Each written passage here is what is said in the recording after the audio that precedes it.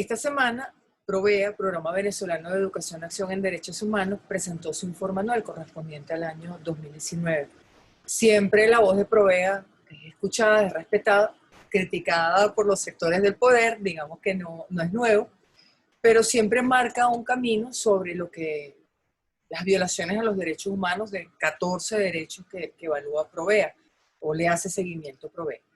Vamos a conversar sobre este informe y sobre algunas de las consecuencias que deberían derivarse de este informe con Rafael Uzcategui, coordinador de Provea. Gracias por estos minutos, Rafael.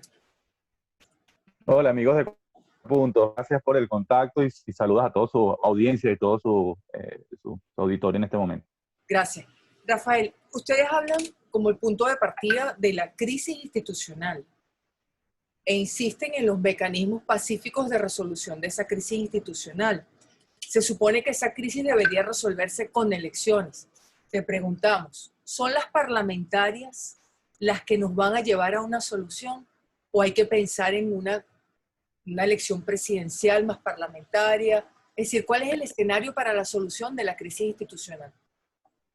Sí, bueno, en principio creemos que, por supuesto, cualquier solución del conflicto en Venezuela pasa por la consulta a los venezolanos, a los propios venezolanos, sin coacciones, de manera libre, donde de manera inclusiva todos los sectores de este país puedan participar, ¿verdad? Con sus propuestas políticas, ¿no? Desde, bueno, todas las ramas del bolivarianismo, del chavismo, pero también todos los sectores opositores, todo lo que se considera en el medio, ¿no? Puedan participar en una elección que sea inclusiva, que sea libre, que sea transparente y que además genere confianza en todos los sectores de la sociedad venezolana. Entonces, en ese sentido, en ese proceso de recuperación de la institucionalidad democrática, las parlamentarias son una oportunidad para comenzar ese proceso, ¿no? Y en este sentido, ahora cuando estamos hablando, nosotros como parte de la sociedad civil, creemos que seguimos estando en momentos de pedir la mayor cantidad de garantías posibles para que la gente participe, ¿no? Las condiciones de confianza para que las personas puedan ejercer su derecho al voto de manera razonable, de manera consciente, y que por supuesto tenga la absoluta certeza que esos resultados se van a respetar, ¿no? Entonces, en ese sentido, estamos en ese momento. Creemos que todavía ahora no es el momento para decidir si se participa o no. Creo que estamos todavía en la fase de continuar exigiendo condiciones, continuar exigiendo garantías y, por supuesto, interpelar a todos los sectores políticos del país para que se alineen en esta dirección. Es decir, ya nosotros hemos, así como muchas veces cuestionamos las decisiones lesivas en derechos humanos del gobierno, también como sociedad civil hemos cuestionado las decisiones de los sectores opositores que han desviado este camino de una solución pacífica y democrática a los venezolanos, y en este sentido hemos sido muy críticos con ese discurso de que todas las opciones están sobre la mesa. No, eso es falso, siempre lo fue. La opción es la consulta a los venezolanos de manera democrática para recuperar la institucionalidad. Entonces, en ese Rafael, pero sentido... entonces eso nos colocaría, ustedes ven las parlamentarias como como sociedad civil, obviamente, como una oportunidad para tratar de regresar a un esquema democrático, ¿sí? Pero si no Sí, hay, es correcto. si no hubiese condiciones, porque un gobierno autoritario, dictatorial, el nombre que le queramos colocar, no te las va a dar. Entonces, sin condiciones también serían partidarios de participar. Mira, bueno, es que no quiero responder esa pregunta ahora, ¿no? Okay. Porque todavía habría que evaluar el conjunto de condiciones para tomar esa decisión. Eso es lo que hemos conversado de manera permanente en las reuniones de la sociedad civil. No emitamos opinión, no tomemos una decisión, vamos a continuar exigiendo las condiciones y llegará el momento en que, bueno, con el conjunto de ellas que hayan sido aprobadas, porque además hay que pensar que estas condiciones van a ser progresivas. Es decir, lo que logremos ahora, estratégicamente, lo que logremos ahora va a permanecer para los siguientes procesos electorales donde se deberían incorporar más, ¿no? Entonces hay que tener una visión de corto, mediano y de largo plazo y tener entendido que la siguiente cita electoral posible es la solicitud de un revocatorio presidencial como está establecido en nuestra Constitución. Entonces, esto hay que verlo no solamente como el momento de las elecciones en diciembre, como han sido anunciadas, sino también como ese continuo, ese proceso integral para poder conseguir las mejores condiciones posibles con el objetivo de restituir los derechos de participación política de los venezolanos en su totalidad, que no son solamente de los electores, también son de las organizaciones políticas. El caso de Nick Merevan, que ha intentado legalizar una organización política partidista para presentarse a elecciones y no ha podido, es un ejemplo en su caso concreto de las cosas de las cuales ha sido víctima, y así otros sectores de los chavismos tampoco tienen esa posibilidad en este momento. Pero hay sectores, digamos, de la clase política que parecieran no apostar a eso y están, digamos, renuentes a cualquier espacio de negociación en el tema electoral. Pareciera que cualquier condición que le pongan va a ser insuficiente para asistir a un proceso electoral. Esto pone en desventaja cualquier opción de cambio que pudiera plantearse. Sí, eso que planteas es absolutamente cierto. Sin embargo, yo resaltaría como un elemento positivo dentro de todo el escenario sombrío, que progresivamente la sociedad civil venezolana, aprendiendo de los errores, aprendiendo de todas las experiencias que hemos tenido a partir del año 2017 o del año 2014, cuando se participaron en otro proceso de manifestaciones, ahora quiere tener su propia voz y progresivamente ha definido un perfil propio para opinar sobre cuál debería ser el camino de la solución, independientemente que eso sea políticamente aplaudido de manera mayoritaria, pero que sí esté basado en los principios, ¿no? Y en ese sentido hemos venido cuestionando y aumentando el costo político, que esto tiene que ver con tu pregunta, aumentar el costo político de esos sectores que continúan diciendo que todas las opciones están sobre la mesa o que quisieran tener un atajo insurreccional, ¿no? Un atajo que yo creo que ninguno o la gran mayoría de los venezolanos no quiere en estos momentos. Entonces, es cierto lo que planteas, también tiene que ver con el propio liderazgo, la propia crisis interna que hay dentro de los sectores opositores, ¿no? Creemos que allí también hay el liderazgo de Juan Guaidó por razones de tiempo, de caducidad, tiene los días contados porque ese prestigio que tiene como presidente de la Asamblea Nacional, no es porque sea Juan Guaidó un político con características tales y cuales, sino porque tiene un rol institucional que finaliza en enero del año que caduca en enero del año que viene, y quizás lo que se ha construido alrededor de él le interesaría promover esta tesis a la cual nosotros nos hemos opuesto desde el primer momento de ese supuesto gobierno en el exilio, de la continuidad administrativa de la presidencia de la Asamblea Nacional. Y esto lo queremos decir, si esa hipótesis continúa siendo impulsada a la sociedad civil, ya no nos vamos a continuar con el chantaje del silencio, de la unidad, y desde hace tiempo hemos venido planteando críticas en privado, pero también de manera pública a esos desvíos a este camino pacífico.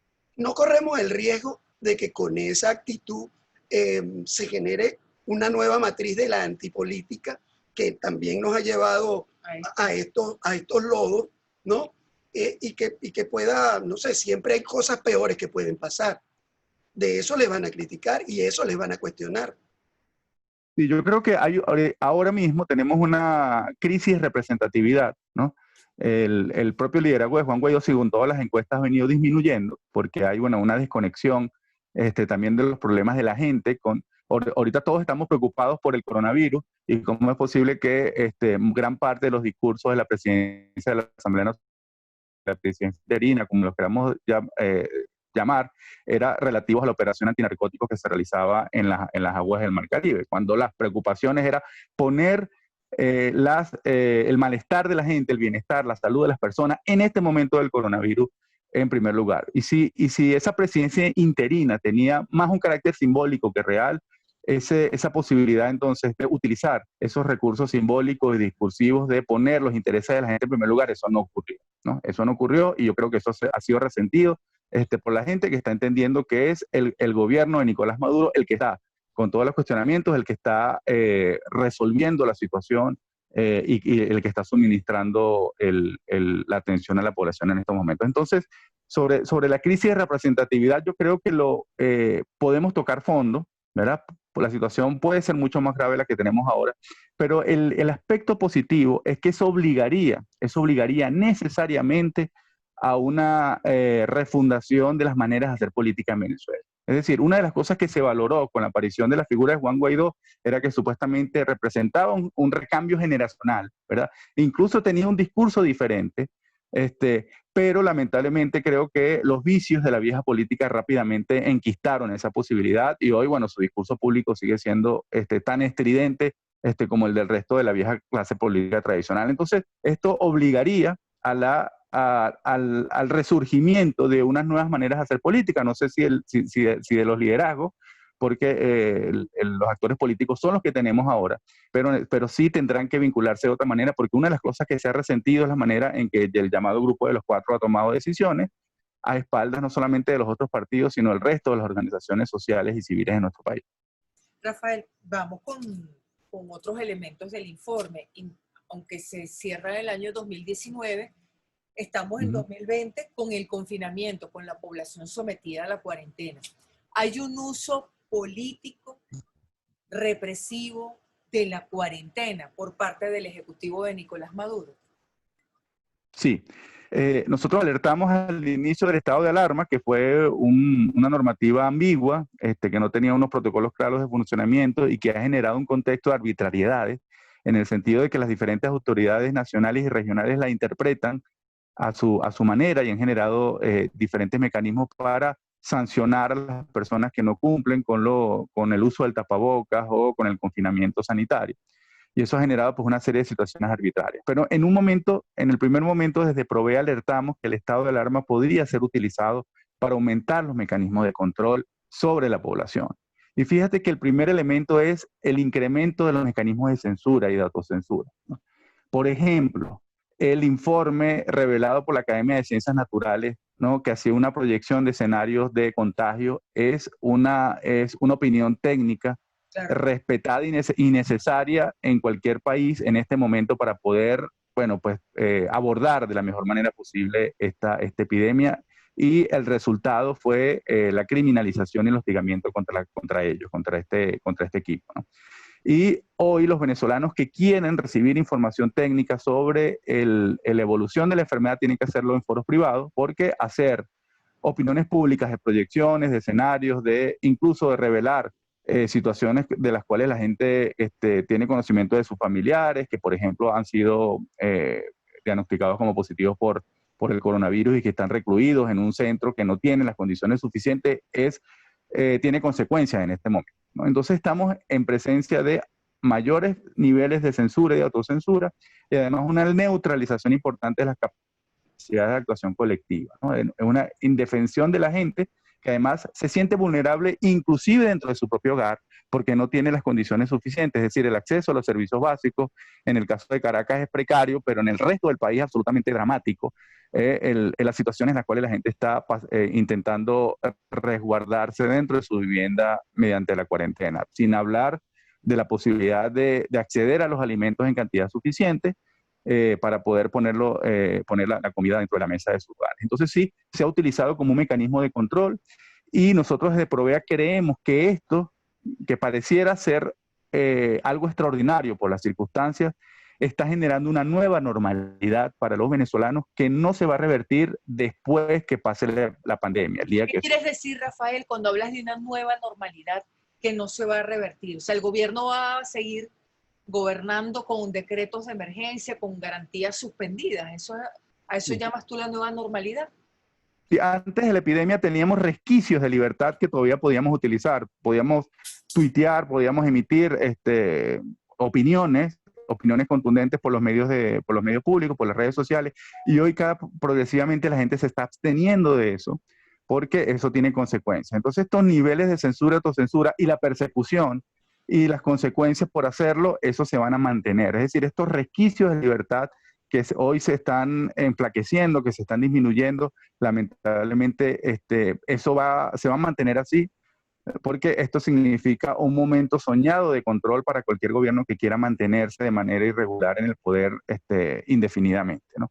Sin embargo, también nosotros hemos lamentado que lamentablemente la situación de la epidemia no solamente haya sido utilizada por el gobierno para avanzar en sus posiciones, ¿no?, dejando en segundo lugar la propia pandemia o la propia emergencia sanitaria, sino que también la propia oposición, el liderazgo democrático, no solamente el del Grupo de los Cuatro, sino también el de la llamada mesita, también haya utilizado la epidemia para avanzar en sus propias posiciones políticas y no para poner el bienestar de la población en primer lugar, ¿no? Entonces aquí ha habido un uso instrumental de los dos lados, dejando en un segundo término todas las iniciativas que se pueden haber tomado o que se pueden seguir tomando para diseñar la mejor respuesta posible a la pandemia. La situación es muy difícil, es muy complicada en este momento y todavía estaríamos a tiempo de un gran acuerdo nacional para poder atender a todas las personas que están siendo contagiadas en este momento y para poder tener acceso a todos los recursos humanos y económicos necesarios para poder diseñar esa respuesta.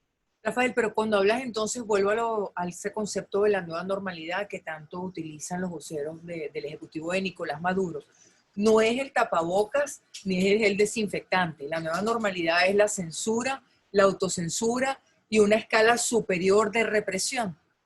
Sí, eso es lo que nosotros consideramos, ¿no? Porque creemos que lamentablemente la situación económica va a continuar deteriorándose, ¿verdad?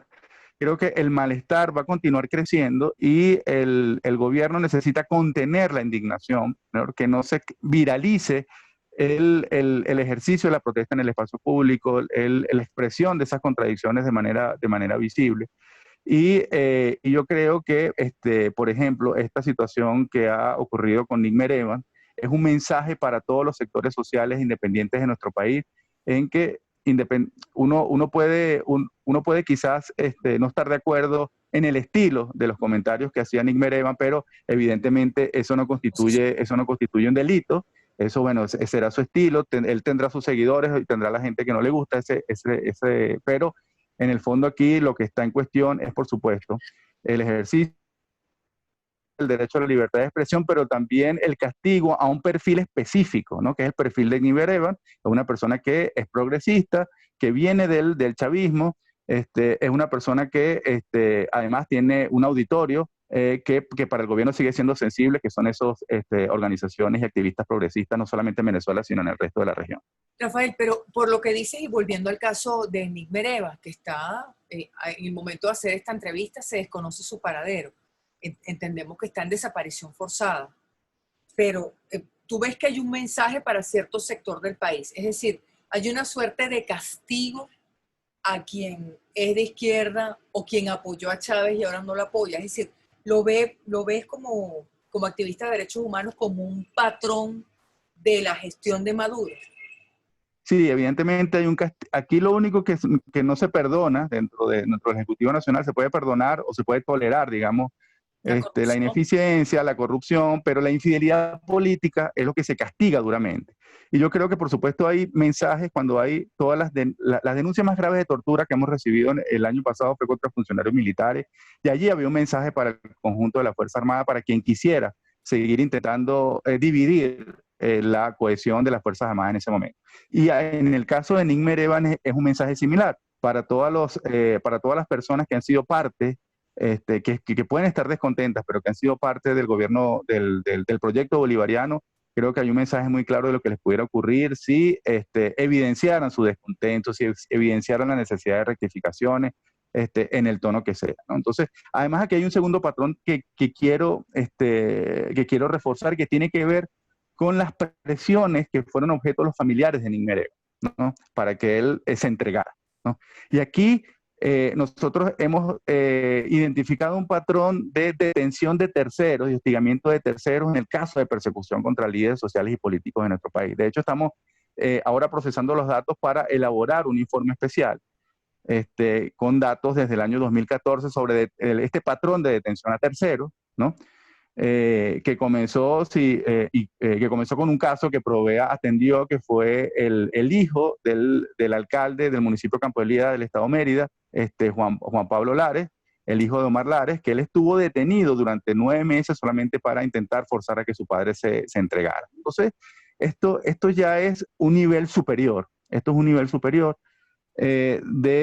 represión y de persecución que no tiene otro nombre, lamentablemente, sino generar temor, terrorismo de Estado, como nosotros hemos comenzado a calificar. Es decir, hay una segmentación de la presión que está generando el Estado sobre cada uno de sus adversarios. ¿A eso es lo que se están refiriendo ustedes? Sí, creemos que hay una permanente evaluación del costo-beneficio de cualquier actuación del Ejecutivo Nacional. En ese sentido, son eficientes porque les interesa mantener esa simulación democrática dentro de sus aliados internacionales, ¿no? Entonces, sí, hay una evaluación permanente del costo-beneficio, hay una segmentación, hay una actuación, y además estas acusaciones relativas a la llamada ley de incitación al odio son muy graves y van a formar parte entonces de este tipo de instrumentos que se han profundizado en este momento y que lamentablemente están siendo normalizados por la sociedad venezolana debido a la gran cantidad de casos que estamos viendo y a la indefensión que tenemos en este momento para poder defender los derechos humanos de las personas. Rafael, ustedes han manifestado y lo manifestaron en el informe una inquietud especial sin dejar de lado las otras denuncias, pero lo que está sucediendo con la tortura. ¿Qué sentido tiene la tortura en esa escalada de terrorismo de Estado que ustedes están notificando y que ustedes están documentando? Sí, las cifras la verdad que son espeluznantes. Nosotros con el investigador que levantó los datos le pedimos que corroborara, que tuviera su base de datos bien consolidada con nombre, apellido, sitio, etcétera, etcétera.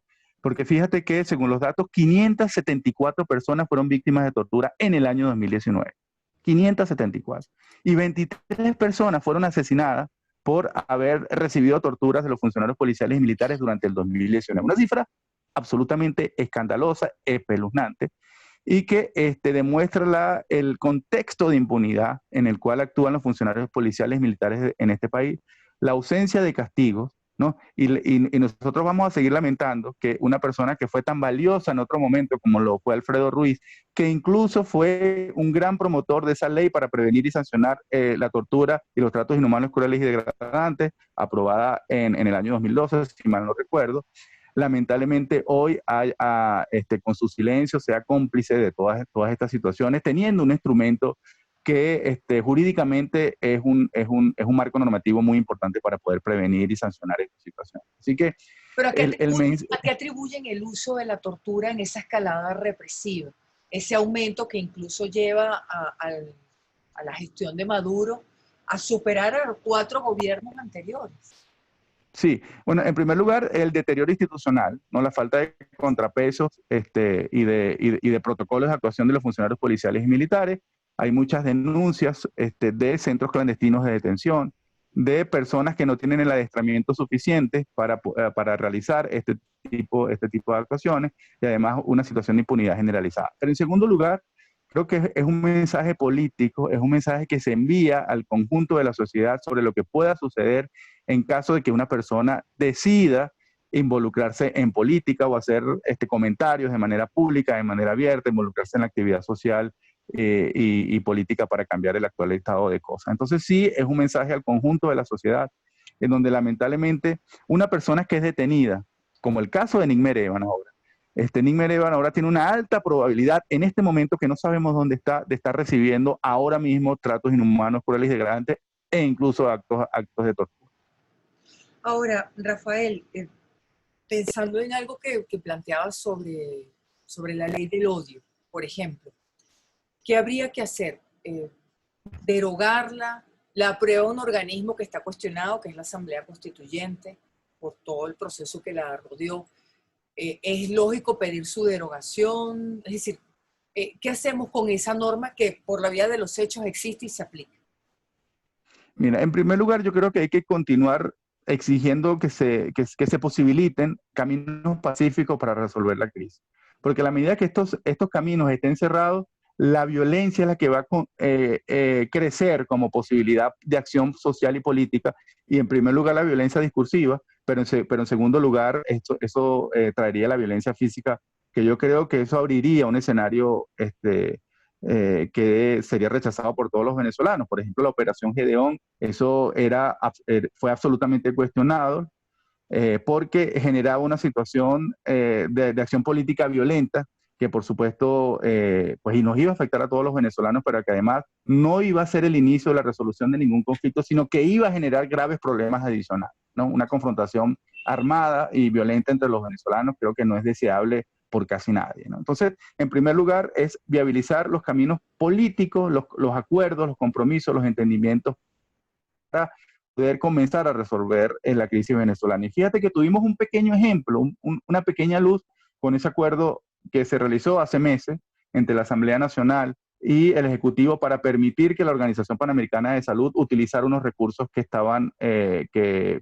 tenía a su cargo la Asamblea Nacional. Eso fue, digamos, una pequeña luz de las cosas posibles para atender las necesidades de la población. Pero a la medida que ese tipo de escenarios y de posibilidades sean recurrentes y sean posibles, creo que el escenario del entendimiento va a ir sustituyendo progresivamente al de la violencia. Porque hoy es esta ley, pero también cualquier otra normativa que actualmente está en vigencia en nuestro país puede ser utilizada de manera arbitraria para generar abuso de poder.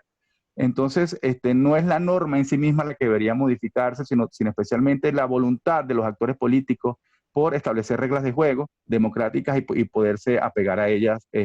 Y si no lo hacen, que eso tenga un alto costo social y político y que la sociedad en su conjunto rechace ese tipo de actuaciones, independientemente de quién las haga, ¿no? Aquí no estamos hablando de que si de mi bando utilizan la violencia, miro hacia otro lado, sino que la violencia en sí misma se tiene que cuestionar.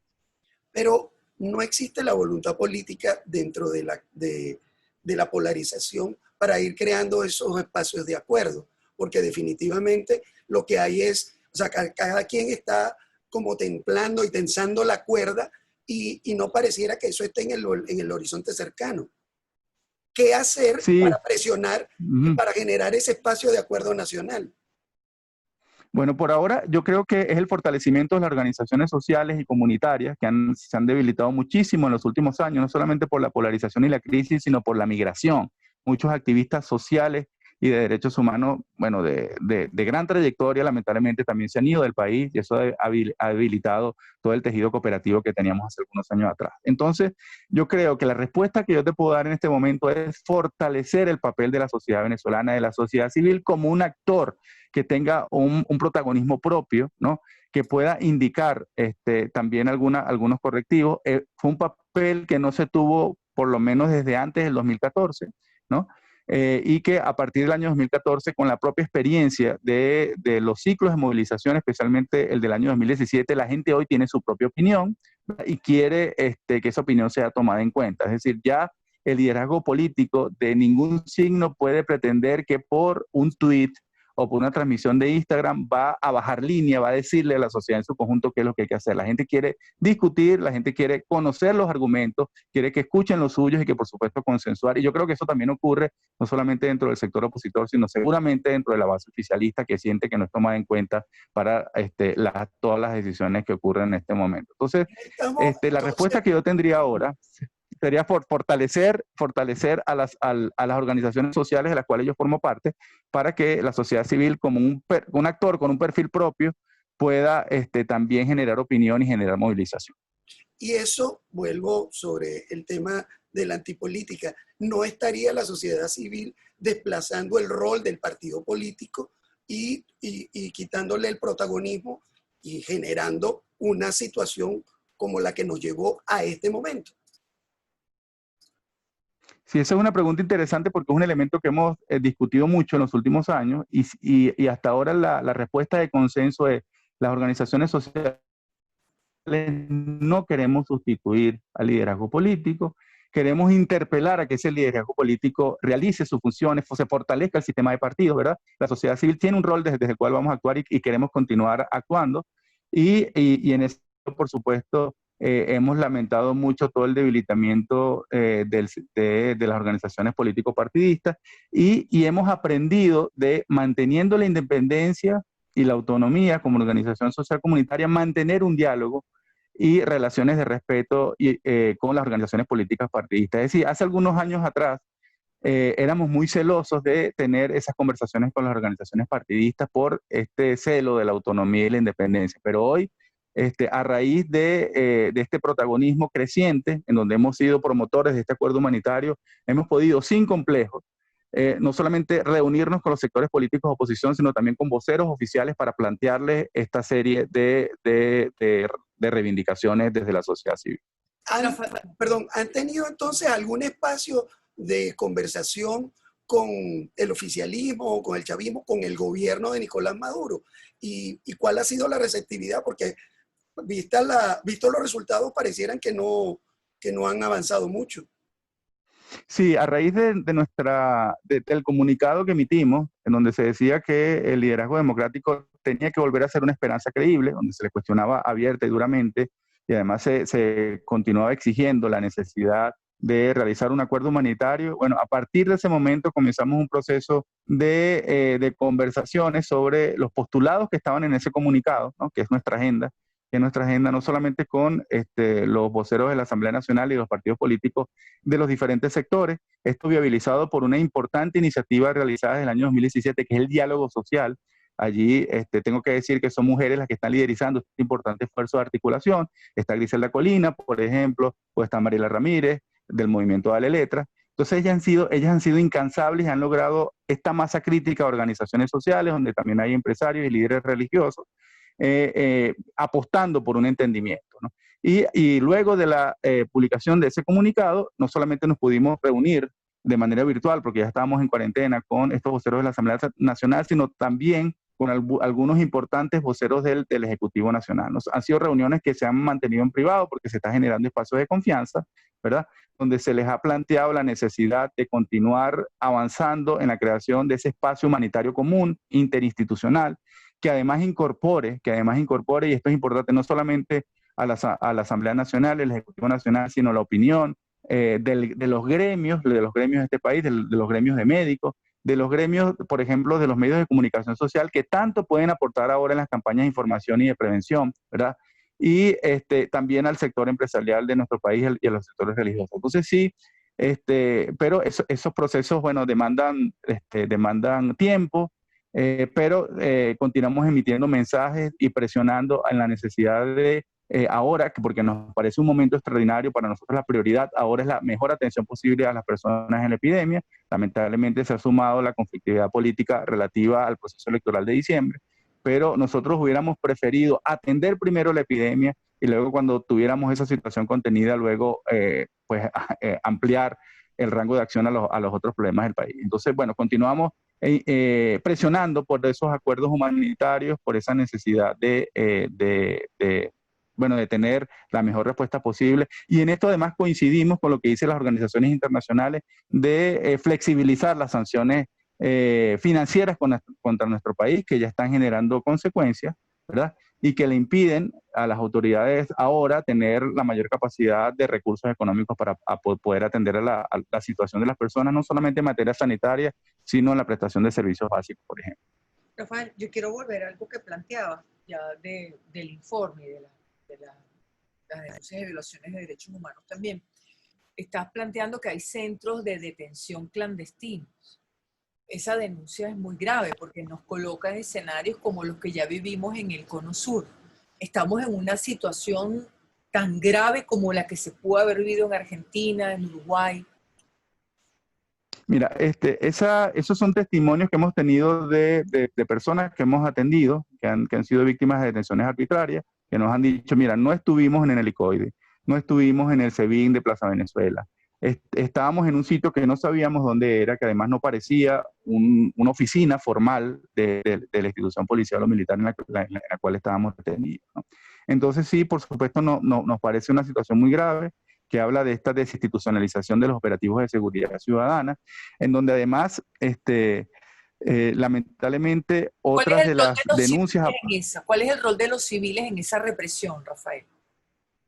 La actuación de los civiles armados ahora, o de estos llamados colectivos, en el control territorial, que ahora que están ejerciendo en situación de epidemia, y también en la persecución y vinculación de personas a partir de los programas sociales de atención a la gente. Por ejemplo, yo fui testigo en la zona en la cual yo vivo, cómo mediante la lista del CLAP fueron señaladas personas que participaron en las manifestaciones de mayo a julio del año 2017. La coordinadora del Consejo Comunal de mi zona, porque yo lo vi, o sea, yo estaba frente a ella cuando ella hizo esas acusaciones con lista en mano, y además en ese momento las llevamos al Ministerio Público, la denuncia sobre discriminación por razones políticas. En ese momento estaba todavía Luis Ortega Díaz, y ella procesó esa denuncia, pero lamentablemente no ha tenido mayor adelanto. Entonces sí, hay una actuación de los civiles ahora, no solamente para controlar territorio, para informar, para establecer mecanismos de información sobre qué es lo que está sucediendo, en esa necesidad de controlar los territorios.